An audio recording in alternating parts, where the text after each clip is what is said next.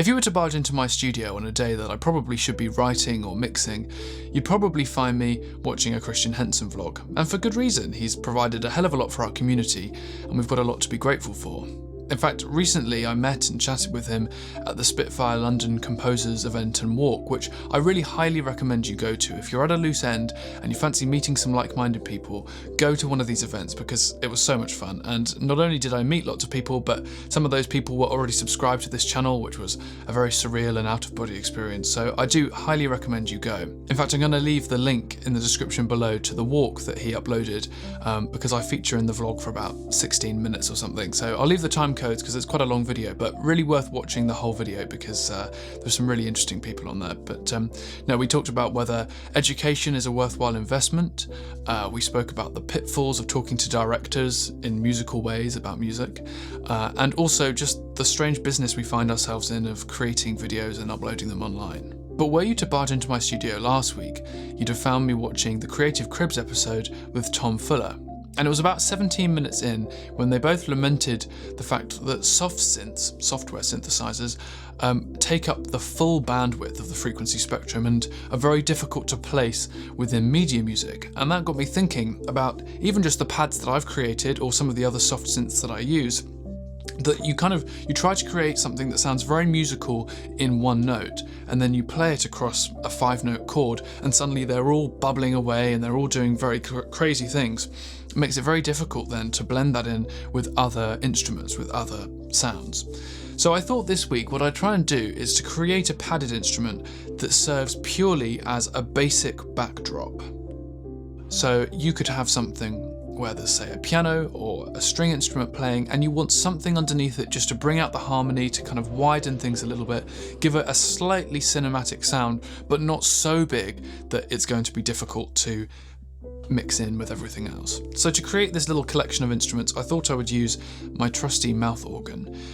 There are 3 main reasons that I've used this. First of all, it's got a very high frequency content, which I can always pull away, but I can bring back in if I need to. Secondly, it's a mono source, so it's not going to be too wide that you don't really know where to place it.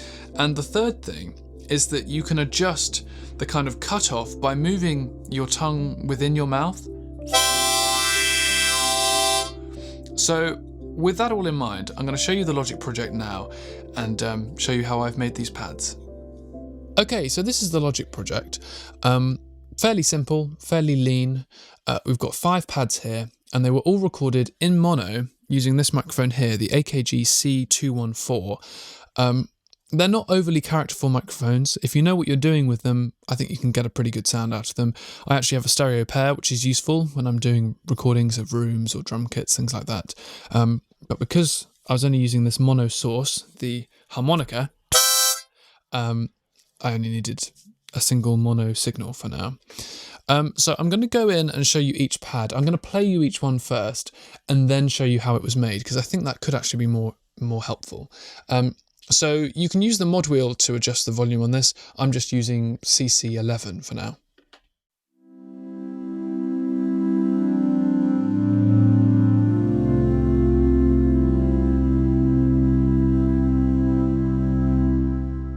So this sounds most like a harmonica.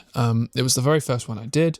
I kind of wanted to capture some of that resonant high frequency, make it sound a little bit more like an organ, or actually a harmochord, I think is what it's closest to. But it's got a fairly good range. 1 signal, 1 sample.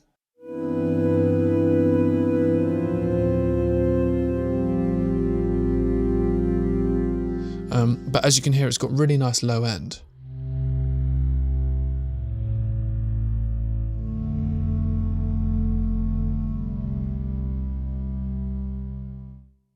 I've thrown some reverb on there, and I've also just ducked out some of that 5K brightness. But as I said in the film before, you can really make these sound bright.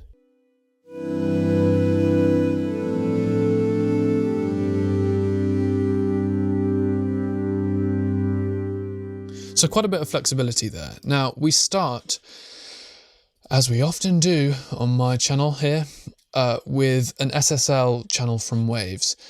If I just play you what it actually sounds like without any of the effects.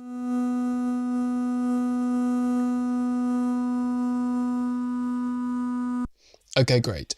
So one thing that I remember doing was that the note was a little bit out of tune. So instead of tuning up to get it in tune with 440, I ended up tuning it down. Christian has done a whole thing about his chord science theory about how samples sound better tuned down. I'll leave that as a link below. I just wanted to bring out some of those high frequencies, pull up some of the resonant frequency, but you can see I do that in more detail here with the channel EQ. So I'm really boosting that as much as possible. With these sample instruments, if you want to create something that sounds good from the outset, that isn't ambiguous in any way, you've got to boost that fundamental frequency and then pull out anything that doesn't sound good. I know that sounds obvious, but you need to make sure that the sample sounds as pure as possible, especially for something like this, which is a basic backdrop. I find personally that if I'm going to be applying just one sample to the whole keyboard, really find that resonant frequency and tune it so that it's perfectly in place, and then you should get the best results. So if I just take out this little node, for example, and then with, it just brings things out. Next, I'm adding an Echo Boy by Sound Toys, using the Memory Man preset, which is one of my favourites. It gives it that real kind of crunchy, slightly pitch-tuned effect, and I use a lot of feedback as well just to keep things going. Next, I used another EQ just to bring out that frequency even more. I think this might actually be a duplicate of the previous channel EQ. It was just so that that frequency was being brought out and any artifacts that were being added on by the Echo Boy could be kind of brought down. And then finally a tuning plugin just to make sure that we're all in tune. Next, I'm going to show you Harmonic Pad 2.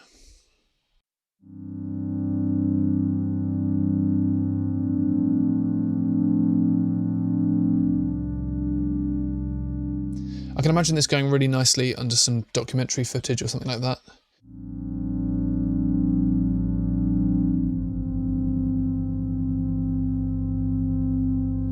In fact, if I just show you quickly how easy it is to use this preset, if I get up another free plugin, Spitfire Audio Soft Piano, and if I just take this pad and I throw in something deep at the bottom,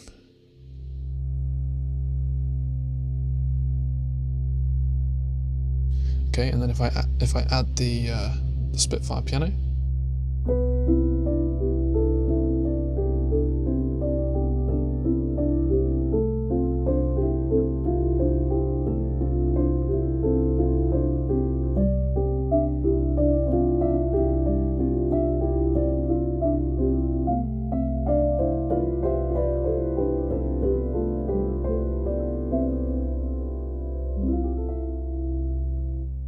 can you see what I mean? It just adds that little bit of grounding. So this is how I made it. Using much of the same, this sample was a little bit higher, quite a lot higher, but that's useful for the chord science theory. Brought out the resonant frequency, ducked out the rest. I used a bit of a decapitator this time on as dark a setting as I could go, and I'm having that drive pretty high at this point. This is just to help bring out some of those frequencies even more. And then I used Little Plate by Sound Toys. I'm not sponsored, but blimey, I use a lot of their plugins. I'm using a 4-second reverb here, and I just like the way this sounds.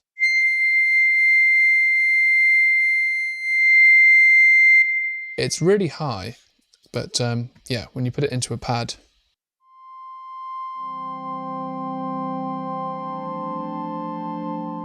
it's nice. Next, here's the sound of the third pad, and you'll notice that I'm pulling a shelf right down over the high frequencies. So I'll play it to you with the EQ in place, and then I'll show you without.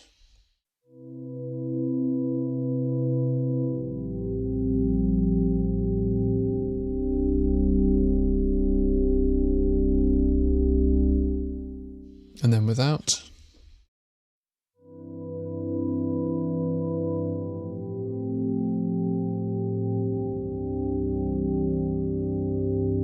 So it opens out a little bit when you take that EQ off. What I liked about it being a little bit covered was it just kind of protected it a little bit. Okay, so here's pad number 4.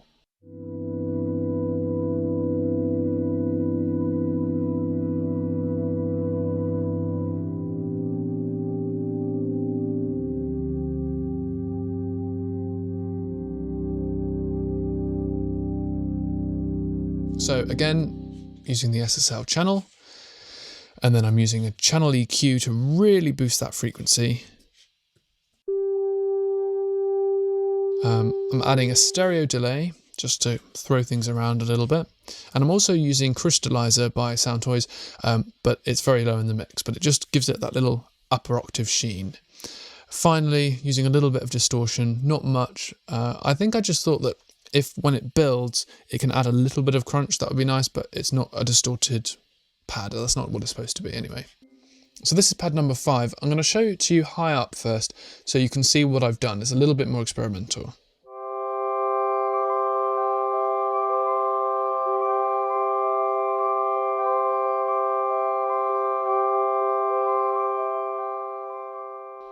Now you don't really get that lower down, but just to let you know that it's there.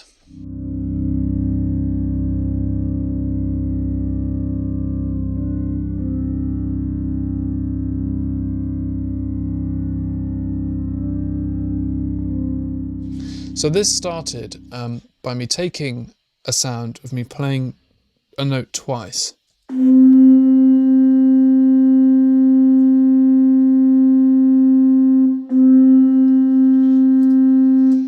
I kind of thought it would sound cool, and I think it does. It's a little bit more obtrusive, so I'll show you what I've done with it first. So, first of all, took out the sound, because I was recording this very close, it really is quite noticeable when you do that. Next, my plugin that I've never used, channel EQ, really to bring out that frequency, and then I've done it a little bit again, just to give a little bit more scope. Then I've got AU pitch. I quite like the sound of this. It's up an octave, and then it's only blended in a little bit, because upper octaves are so powerful, and you don't want it to sound like it's an octave thing. You probably think, well, this is a sum. Yes, it is a sum. This has a slightly different sound to it.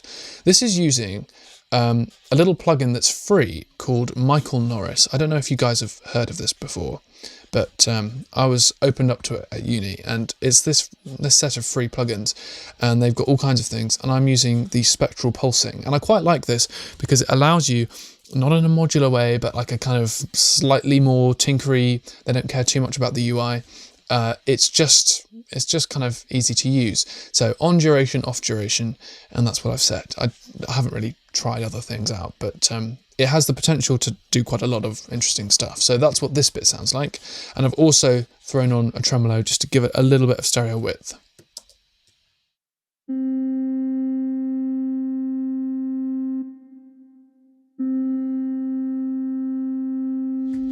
So together, this is what they sound like.